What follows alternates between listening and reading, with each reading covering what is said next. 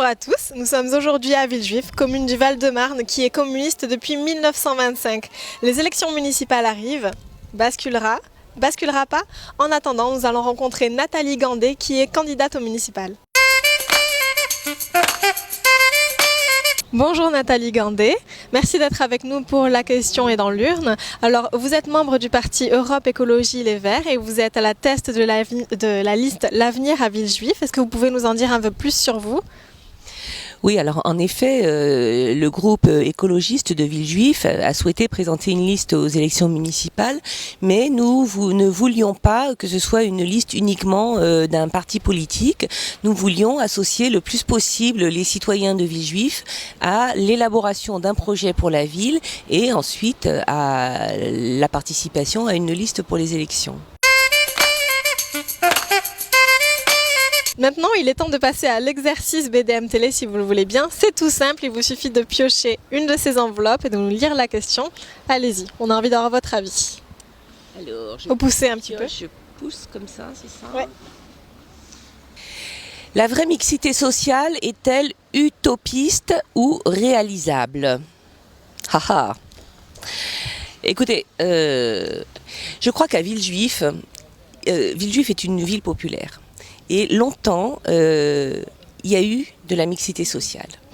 Et progressivement, notamment à cause de certaines décisions d'urbanisme, la mixité sociale s'est effritée. C'est-à-dire que nous avons maintenant clairement à Villejuif des cités HLM qui sont des ghettos. Des écoles où il n'y a plus de mixité sociale, où les petits-enfants sont noirs, jaunes, beiges, mais pas blancs. Et ça, on considère que c'est un échec. On pense, nous, que oui, la mixité sociale est possible, à condition de transformer déjà ces grands ensembles tels qu'ils ont été créés comme des ghettos, à condition aussi de convaincre les personnes des catégories moyennes et un peu plus aisées de garder leurs enfants dans les écoles de Villejuif.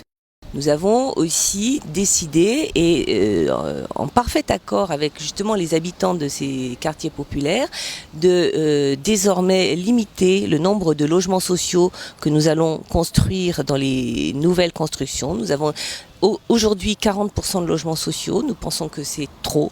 Nous voulons que dans les nouvelles constructions, on se limite à 25% de logements sociaux. Un des gros problèmes de Villejuif, c'est la question de l'emploi.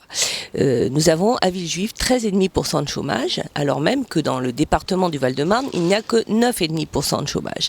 Donc nous voulons mettre en place à Villejuif les dispositifs qui existent ailleurs, tels qu'un plan local pour l'insertion et l'emploi.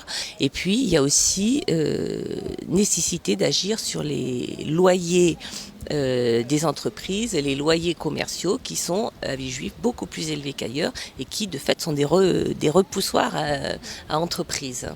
D'accord, merci d'avoir répondu à nos questions. J'en ai une autre. Pourquoi est-ce que vous voulez le pouvoir en définitif ? J'ai pas du tout envie du pouvoir. C'est pas le pouvoir qui m'intéresse, c'est le pouvoir de réaliser les choses.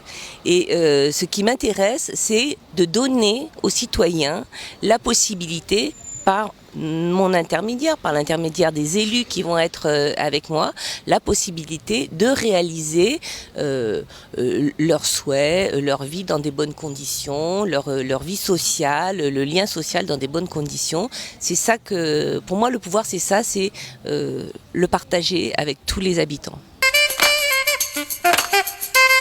Merci beaucoup d'avoir été avec nous et vous n'oubliez pas le 23 et le 30 de voter et à ce moment-là ce sera votre réponse qui sera dans l'urne.